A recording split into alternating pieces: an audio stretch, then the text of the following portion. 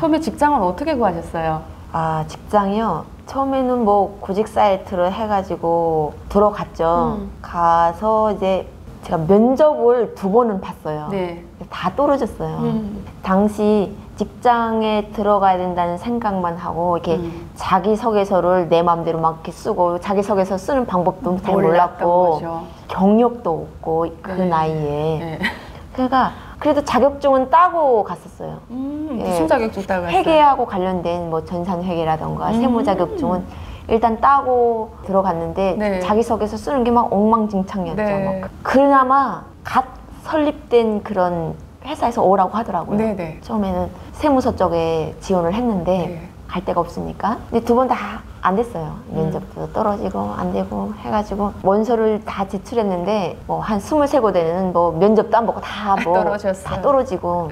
당연한 거죠. 여기 사람들도 취직하기가 굉장히 어려운데. 네. 그러다가 어떤 이렇게 그 세미나 쪽에서 만났던 지인분을 통해서 직장을 하나 알게 돼서 들어간 게 그러니까 IT 컨설팅 회사라고 이게 뭐 프로그램 개발하고 이게 정보화 시스템에 그런 시스템 관련된 회사 있어요. 아, 네. 그럼 직장 생활을 그렇게 하면서 딱 들어가니까 회사가 여기 너무 좋다라고 생각한 부분이 있을 것 같아요. 북한에서도 직장 생활 해보고 하니까. 아, 북한에서는 거의 다 수동식 이렇게 방법으로 막 업무를 하잖아요. 그럼 회계할 때도 막 현금이 들어왔습니다. 현금. 손으로 다 써야 되는 거예요? 그러니까 북한도 현금에 대한 개정 과목들이 있어요. 네. 여기는 차변대변하지만 북한은 차방대방 해가지고 이렇게 네. 언어들이 쓰는 방법이 있어요. 그러면 이제 분기표라는데 이렇게 일일이 자재가 들어왔다면 분기를 다 수동 작업을 했거든요. 그러면 거기서 뭔가 수정을 해야 될 때는 다 또 다시 처음부터 다시 수정을 해야 되는 거예요? 그러니까 수정할 때는 뭐 지워서 하곤 하는데 중요한 건 뭐냐면 이제 뭐 계정별 원장에다 이렇게 등록을 해야 되잖아요. 다 수동식으로. 얼마. 나중에 이제 합계 낼 때는 더 합계 원장 다 있어서 거기다 하나하나 수동적으로 했는데 여기 와서는 그게 다 프로그램화 되어 있잖아요.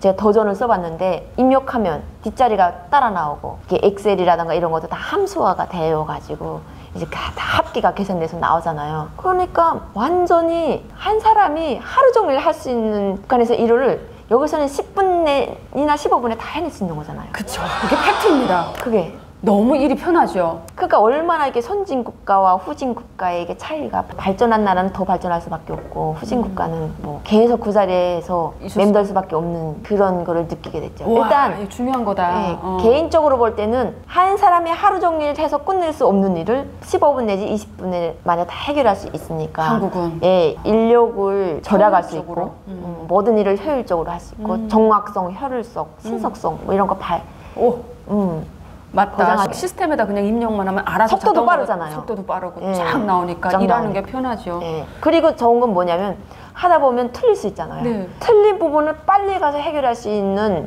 일원이 어디가 틀렸다는 빨리 해결할 수 있잖아요. 이 북한은 어때요? 모든 장부를 다 뒤져야 되고 분기표 다 한 장 한 장 뒤져야 되고 그래야지만이 내가 틀린 숫자를 찾아내고 하면 밤새고 일단 결산을 하게 되면 그냥 밤을 새야 돼요. 어머야, 어떡해. 하나라도 틀리면 뭐 어디 가서 찾아야 되고 이게 우리 엄마도 창구장에 있었는데 상업관리소에서 그냥 무슨 보따리 그냥 안고 집에 오던 기억이 나요. 뭐 이렇게 이런 거 해가지고 몰마다 뭐 이런 거 와가지고 걔랑 밤에 그 촛불 밑에서 뭐 찾는데 우리 아버지가 불 꺼라 하던 기억이 나는데 네, 북한은 정의장 서류를 다 뒤져야 되고 이게 얼마나 비효율적입니까? 예, 여기는 시스템 뭐 파일 쭉 열고 틀렸다면 다른 파일 가서 찾아보고 이런 게 연관성이 있는데 지금도 얘기를 들어보면 아직 수동식이 거의 70~80%예요. 북한은 예. 아직도 그렇죠. 아직도 프로그램화가 잘 안 되어 있죠. 그리고 또 직장 생활하면서 한국의 직장과 북한의 직장이 딱 비교되고 오버랩이 되는 그런 게 있잖아요. 믹스 커피가 이렇게 쌓여 있고 북한에서는 구경할 수 없는 뭐 다과라도 옆에 있고 이게 문화잖아요. 네. 당연한 문화로 되어 있잖아요. 그 직장에 출근하면 거기서부터 제가 와 직장 생활 뭐 해볼만 하구나. 또 그렇죠. 제가 북한에서 직장 생활을 할 때는 이렇게 직장에 이렇게 손님이 왔다고 해서 그 집 밥을 사 먹어서 보내야 된다는 문화가 없었어요. 네. 근데 여기에 오니까 그래도 고객이 온다던가 뭐 어때 거래처와 손님이 온다 하게 되면 점심밥을 사서 먹여서 보내는 문화가 되어 있고 네. 북한처럼 막 도시락을 싸가지고 와서 도시락 문화에 쫄아서 이렇게 살진 않아도 뭐 직장마다 특성이 있겠지만 이 식당을 돌아가면서 먹는 이런 문화도 되어 있고 하니까 네. 편리상 내가 살아갈 수 있게 편리상 시스템이 되어 있고 저는 직장인의 삶, 북한에서 직장 생활했을 때 막 이렇게 고달팠던 그런 환경적인 삶 네. 여기서는 그래도 손님이 왔으면 같이 나가서 좋은 걸 먹고 그쵸, 돈 내고 사 먹으면 돈 내고 되죠. 사 먹고 이게 선진 국가와 후진 국가 사이였더니 직장 문화 그러면 어쨌든 직장에서 스트레스 많이 받든 무슨 떠나서 북한은 뭐 안 받습니까? 예, 그렇죠. 일이 없어서 더 받지. 일 없는데 자꾸 일 만들어서 하라잖아 나보고. 그냥 그 통역이 먹을 거 주지도 않으면서 통역이 없어서 그냥 앉아 있는데 우리는 사무실에서 입으로 뭔가를 하는 사람들이니까 그냥 책을 보고 앉아 있는 게 우리 업무인데 우리 노는 것 같은 거야.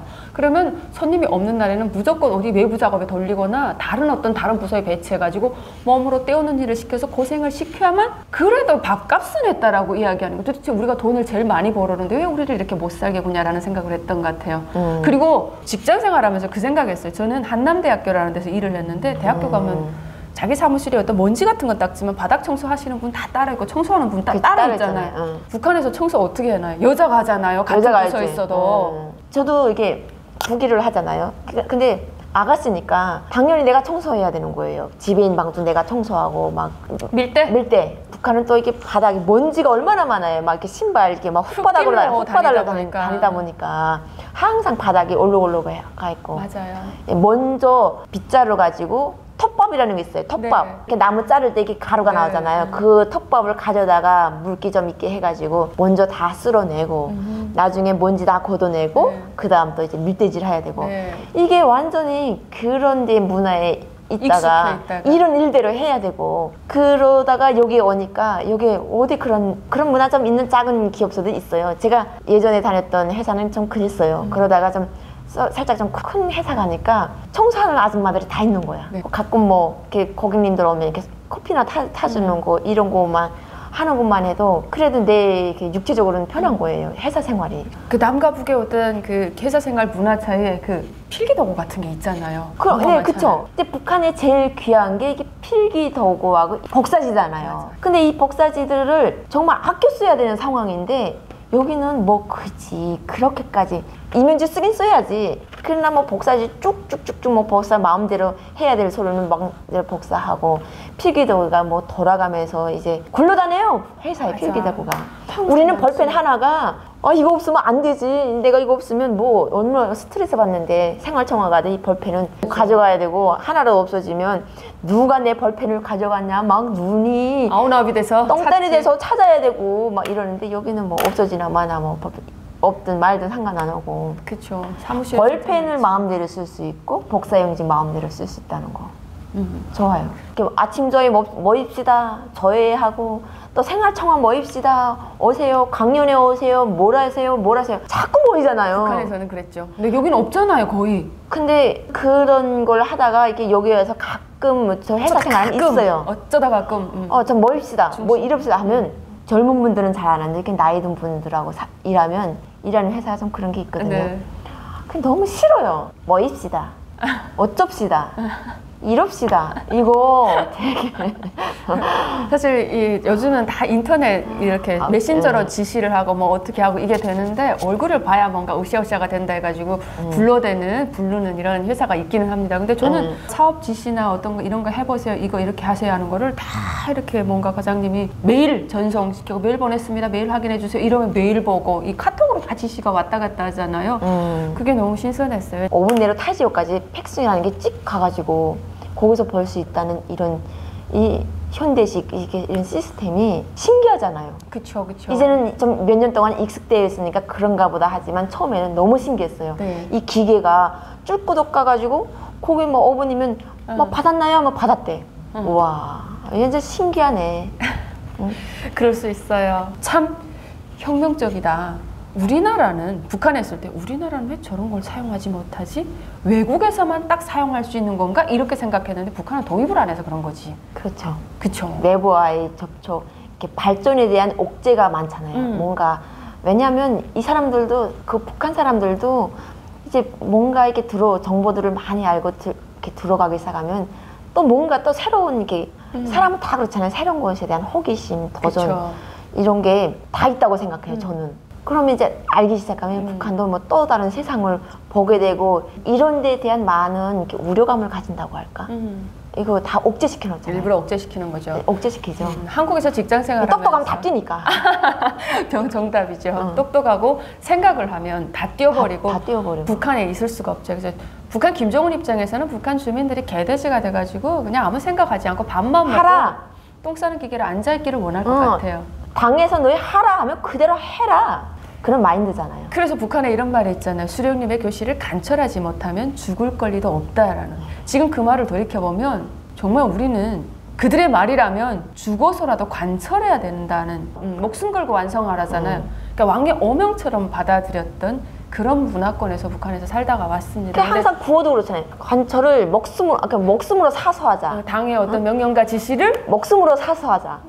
당이 뭐야? 목숨이 어떤 여기는 자기 목숨이 얼마나 소중하고 귀해요. 그쵸. 이 저기는 그냥 목숨이 국가가 나서서 이걸 위해 자살을 하라고 협조를 하고 자살 방조를 하고 자살을 부추기는 나라가 북한입니다. 저는 그렇게 생각하거든요. 수령님을 위해서 이 한 목숨 바쳐 싸우자. 당중앙위원회를 목숨으로 사수하자. 요즘은 뭔지 아세요? 우리는 총과 폭탄이 돼가지고 장군님이 이렇게 방아쇠를 딱 당기면 우리는 총알이 돼서 날아가라고 했잖아요. 우리 총폭탄 정신 그렇게 봤잖아. 청북당 전승이지. 장군님은 명사스 우린 명중탄 격동상태 순간에 우리는 산다. 그래서 장군님이 이 방아쇠를 당기신다면 단방의 목표를 우리 날아가서 박살내는 거예요. 지금은 핵폭탄 정신으로 바뀌었어요. 장군님이 핵단추 누르면 우리 핵 메고 가서 죽어야 되는 거예요. 자살을 부추기는 나라가 북한입니다. 그러네요. 이제 들어보니까 그러네요. 얘네들은 죽어도 된다. 하찮은 거지. 우리 장군님을 위해서라면 목숨도 아끼지 말아라. 뭐 이런 걸로 이렇게 선동하잖아요. 어려서부터 세뇌시키잖아요. 그러니까 그게 어려서부터 하다 나니까 솔직히 저도 이렇게 한국에 왔었잖아요. 그런 충성심이 없어지잖아요. 그래서 회사만 들어가면 끝까지 뭐 그거 일하는 그 열정이잖아요. 네, 그건 좋은 거 아닌가? 회사의 애사심이죠. 근데 일하다 보니까 내 기운이 막 회사에만 다 집중돼서 빠지고 집에 오면 너무 공허하고 이게 기가 빨린 느낌이고 그런 게 있었어요. 근데 그게 어려서부터 이렇게 세뇌시킨 어떤 좋은 장점이기도 한 반면에 네, 그런 게 있다는 거죠. 네, 북한에서 직장생활 해보다가 한국에 와서는 사실 혁명적이다 생각한 게 팩스가 오고 가고 주고받고 서류의 어떤 자유로움이 있어서 이게 자유분방함이고 이게 자유구나라는 생각을 사실 저는 했습니다. 누구나 아주 손쉽게 그 외국 자료를 접하고 일을 하는데 성과적인 어떤 효과물을 내기 위해서 구글 검색하고 정보의 홍수 속에서 산다는 게 너무 좋다라는 생각을 했는데요. 직장생활하면서 어려웠던 부분은 또 특별히 없는 거죠? 좋았던 점이요? 네. 그럼 한국에서 뭐 그 직장에서 일을 하면서 뭔가 친해지기 위해서 본인이 뭐 노력한 건 있나요? 제가요? 문화권이나 이런 게 좀 난감했던 순간이 없나요? 친해지기 위해서 노력도 해봤는데요. 그 사람 관계가 좀 어렵긴 어려운 것 같아요. 원래 사람 관계는 다 어려워요. 네. 뭐 그리고 북한에서의 그런 나가자 정신이 있어가지고 네. 명령하거나 이렇게 하시오라는 걸 되게 싫어해가지고 가끔 이렇게 축돌난 일이 있었죠. 이렇게 상관하고 뭐 이러시오 저러시오 이런 거에 예민해지는 거. 그런 게 안 맞았던 것 같아요. 이렇게 하면 좋지 않을까요? 라고 한국은 물어본다고 하더라고요. 근데 이렇게 하시오라고 하면 나한테 지시하나 이렇게 생각을 했을까요? 그렇죠. 그런 생각도 하고 직장에서도 뭐 특성이 다르겠지만 뭐 맞지 않는다. 이건 좀 아닌 것 같다라는 거를 여기 분들은 좀 유도리 있게 애들러서 좀 얘기하는데 이렇게 스타일이 좀 직설적이었던 것 같아요. 제가 평성도 직설적이네. 직설적이어가지고 이건 아닌 것 같습니다. 이렇게 됐습니다. 라고 직설적으로 얘기하니까 사실은 이게 맞는 말이지만 애들러서 이렇게 말하는 거하고 직설적인 어떤 이렇게 받아들이는 입장에서는 그래서 감정상 그런 게 있잖아요. 그런 걸로 해가지고 좀 직장에서 좀 살짝 충돌이 있었던 것도 있고요. 네. 지금은 좀 나아졌죠? 똑같아요? 지금 많이 노력하고 있죠. 많이 노력하고 있죠. 북한 때가 빠지려면 우리가 조금 좀 시간이 걸립니다. 가끔은 이게 북한 때구나 라고 알면서도 이렇게 시간이 해결해 주겠죠. 시간이 해결해 줍니다. 네, 직장 생활하면서 조금 우리가 느꼈던 차이다라고 생각을 하면서 그런 감정을 저희가 이야기해보는 시간을 가졌고요. 다음 시간에는 또 다른 주제로 여러분들을 찾아뵙겠습니다. 여러분 시청해 주셔서 감사합니다.